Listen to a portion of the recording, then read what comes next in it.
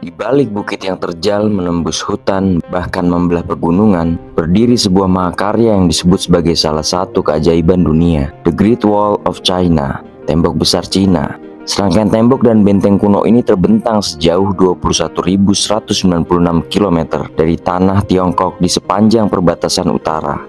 Sejak abad ke-18, tembok besar Tiongkok ini telah diakui secara internasional sebagai lambang ikonik kekuasaan dan otoritas Tiongkok. Dengan demikian, berbagai kaisar penguasa modern sejak saat itu sangat berhati-hati untuk memulihkan, memperbaiki, dan melindungi tembok tersebut bukan hanya sebagai sistem pertahanan, tetapi sebagai lambang budaya dan sejarah yang sangat penting, Cis. Tembok besar ini dibangun perlahan selama 2.300 tahun oleh 9 dinasti yang berbeda. Bangunan raksasa ini bukan hanya simbol kejayaan, tapi juga menyimpan cerita kelam, pengorbanan jutaan jiwa, hingga kisah mistis yang dipercaya masih menghantui hingga kini.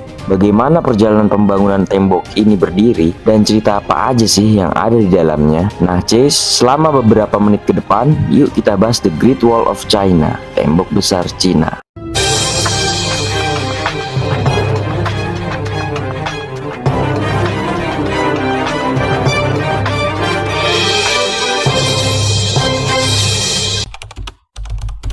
Sejarah tembok besar dimulai lebih dari 2000 tahun lalu. Saat itu Tiongkok sering dilanda serangan dari suku-suku nomaden di utara, terutama bangsa Xiongnu yang terkenal sebagai penunggang kuda yang tangguh. Pada abad ketiga sebelum Masehi, Qin Shi Huang, kaisar pertama dinasti Qin, menyatukan negeri Tiongkok. Salah satu ambisi besarnya adalah melindungi wilayahnya dari ancaman luar. Ia memerintahkan pembangunan tembok panjang yang menghubungkan benteng-benteng lama yang sudah ada sejak era dinasti Zhou. Namun pembangunan ini bukanlah kemegahan semata. Jutaan rakyat jelata, tentara, hingga tahanan dipaksa bekerja. Mereka mengangkut batu, tanah, dan kayu dengan tangan kosong di bawah terik matahari maupun dingin menusuk tulang, Cis. Diperkirakan lebih dari 1 juta orang meninggal dalam proses pembangunan ini. Gak heran, tembok ini sering dijuluki sebagai pemakaman terpanjang di dunia.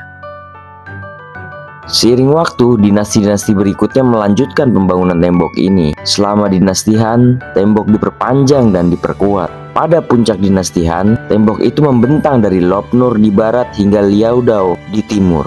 Dengan demikian, tembok besar Cina mencapai sekitar 8.000 km, termasuk cabang dan dinding pendukungnya, Cis. Namun selama dinasti Song dan Yuan, tembok itu diserbu oleh orang asing yang menyerang titik terlemahnya. Setelah menemukan jalan, mereka orang-orang Mongolia akhirnya menguasai kekaisaran Tiongkok. Invasi ini meninggalkan tembok besar dalam keadaan yang rusak parah.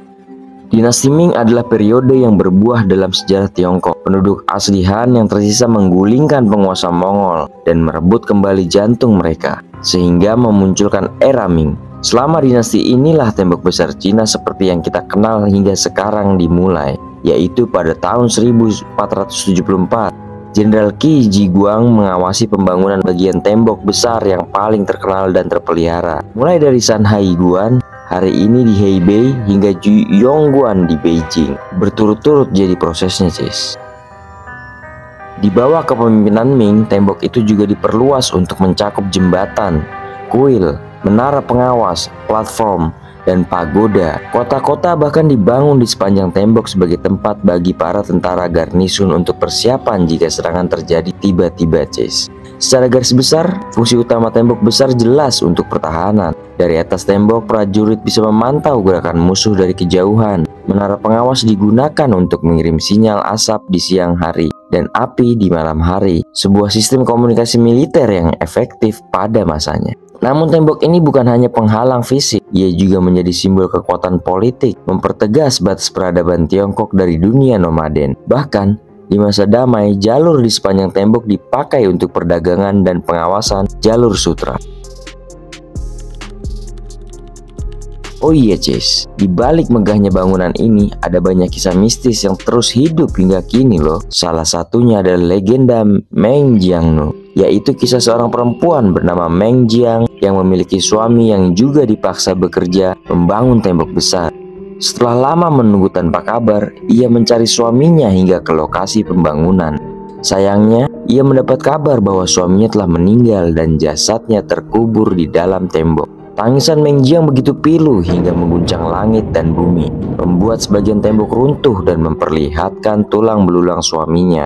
Kisah ini menjadi simbol penderitaan rakyat kecil yang menjadi korban ambisi kekaisaran. Masyarakat lokal percaya bahwa arwah para pekerja yang meninggal saat membangun tembok masih bergentayangan. Beberapa turis dan penjaga malam melaporkan suara-suara langkah kaki misterius di atas tembok saat tengah malam, atau bayangan hitam yang berjalan di kejauhan lalu menghilang begitu saja. Selain cerita Meng Jiang, masyarakat lokal juga mempercayai mitos bahwasanya tembok besar tidak hanya menjadi pelindung dunia nyata, tapi juga dunia spiritual, yaitu sebagai pemisah antara roh leluhur dengan roh jahat dari utara.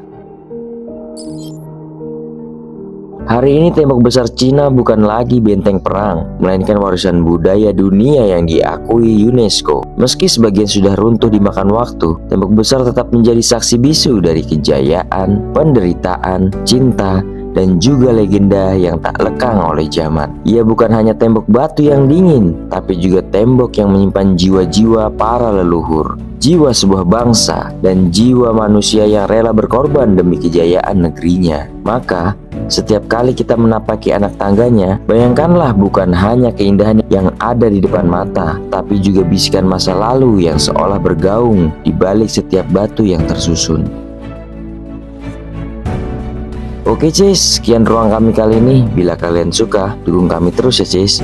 Dan sampai jumpa di ruang kami selanjutnya.